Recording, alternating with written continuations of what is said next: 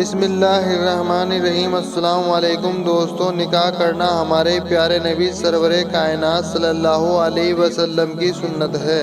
ہر مرد اور عورت کو نکاح کرنا چاہیے۔ جو مرد اور عورتیں بلا وجہ شادی نہیں کرتے، ایسے مردوں اور عورتوں پر اللہ کی لعنت ہوتی ہے۔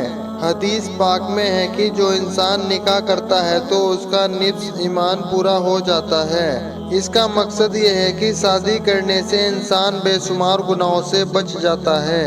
اس لیے ہر مرد اور عورت کو چاہیے کہ شادی ضرور کریں۔ لیکن آج کے دور میں کچھ ایسے لوگ بھی ہیں جو نکاح میں ہوتے ہوئے بھی اپنی بیوی سے زنا کر رہے ہوتے ہیں، کیونکہ وہ یہ جان نہیں پاتے کہ ان کا نکاح باقی ہے یا ٹوٹ چکا ہے۔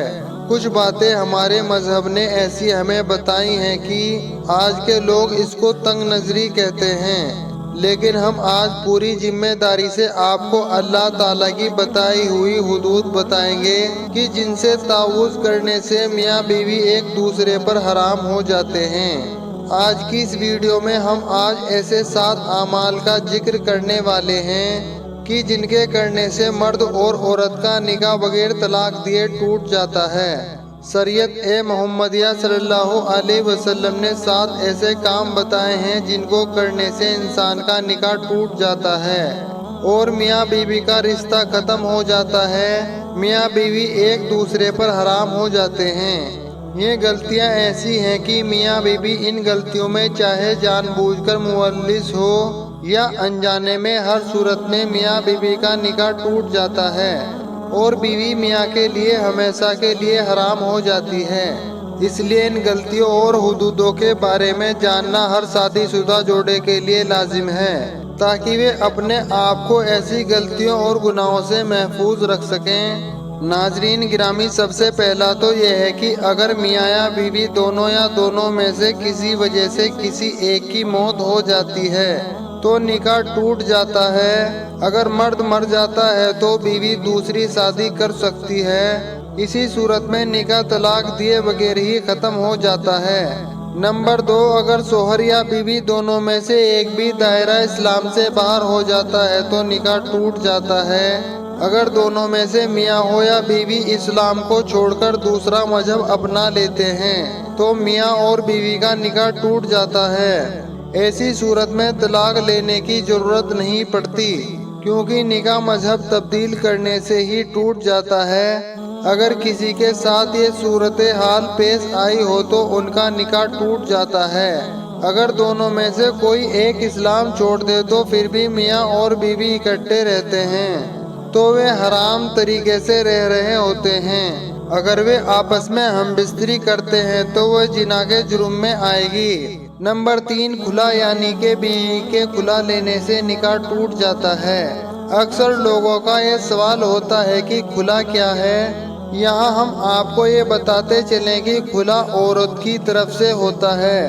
ہمارے معاشرے میں طلاق دینے کا حق صرف مرد کو دیا جاتا ہے۔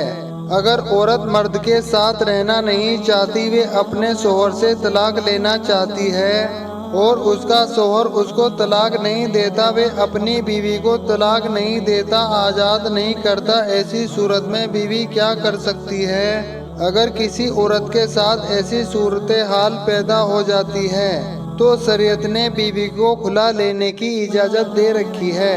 اس صورت میں بیوی عدالت میں کیس کر کے اپنے شوہر سے کھلا لے سکتی ہے۔ جب شوہر 1-2 تاریخوں کے بعد عورت کو کھلا دے دیتا ہے، اس طرح بیوی عدالت کے ذریعے سے اپنے شوہر سے چھٹکارا حاصل کر سکتی ہے اور اس طرح بیوی اپنے شوہر سے کھلا لے سکتی ہے۔ شوہر طلاق نہ بھی دے تو بیوی کھلا لیتی ہے، جس سے ان کا نکاح ٹوٹ جاتا ہے۔ کھلا کے بعد میاں اور بیوی ایک دوسرے کے لیے حرام ہو جاتے ہیں۔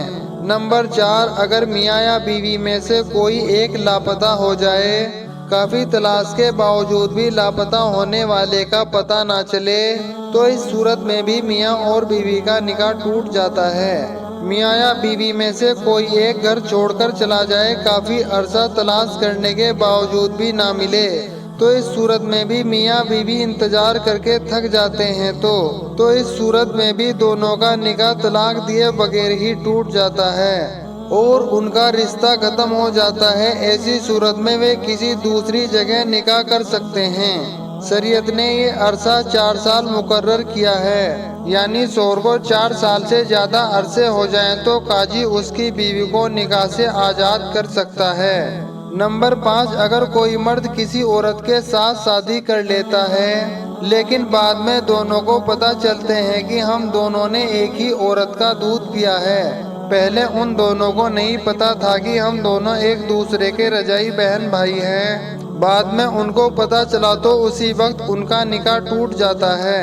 ہمارے دین اسلام میں جس طرح سگے بہن بھائی کا نکاح جائز نہیں، اسی طرح رضاعی بہن بھائی کا بھی نکاح کرنا جائز نہیں۔ اس صورتحال میں ان دونوں کا نکاح طلاق دیے بغیر ہی ٹوٹ جاتا ہے، یہ دونوں ایک دوسرے پر حرام ہو جاتے ہیں۔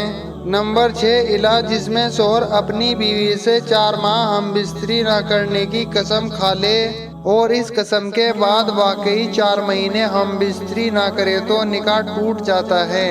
یہ یاد رکھے کہ شوہر قسم کھائے بنا ہم بستری نہ کریں تو پھر طلاق نہیں ہوگی۔ نمبر 7، شریعت میں نکاح ٹوٹ جانے کی ایک وجہ لیان بھی ہے، جس میں شوہر اپنی بیوی کو زنا کرتے ہوئے دیکھ لے۔ دین کا شرعی حکم یہ ہے کہ اگر شوہر اپنی بیوی پر زنا کا الزام لگائے اور اس کے پاس 4 گواہ نہ ہو تو وہ لیان کرے گا، یعنی 4 بار اللہ کی قسم کھا کر گواہی دے گا کہ وہ سچ کہہ رہا ہے، اور 5ویں بار اللہ کی لعنت کو اپنے اوپر لازم کرے گا کہ اگر میں جھوٹ بولتا ہوں تو اللہ کی لعنت ہو مجھ پر۔ پھر بیوی بھی اسی طریقے سے 4 بار قسم کھا کر گواہی دے گی کہ شوہر جھوٹ بول رہا ہے، اور 5ویں بار اللہ کے غضب کو اپنے اوپر لازم کرے گی کہ اگر میں جھوٹ بولوں تو اللہ کی لعنت ہو مجھ پر۔ لیان کے بعد شرعی حکم یہ ہے کہ دونوں کے درمیان ہمیشہ کے لیے جدائی ہو جاتی ہے اور وہ کبھی دوبارہ نکاح نہیں کر سکتے۔ یہ 7 کام ایسے ہیں کہ اگر شوہر اپنی بیوی کو طلاق نہ بھی دے تو پھر بھی نکاح ٹوٹ جاتا ہے اور یہ دونوں ایک دوسرے کے لیے حرام ہو جاتے ہیں۔ اللہ تعالی ہم سب کو دین کی باتیں سمجھنے اور اس پر عمل کرنے کی توفیق عطا فرمائے، آمین یا رب العالمین۔ ویڈیو اچھی لگی ہو تو ویڈیو کو لائک، شیئر اور سبسکرائب کرنا نہ بھولیں۔ السلام علیکم۔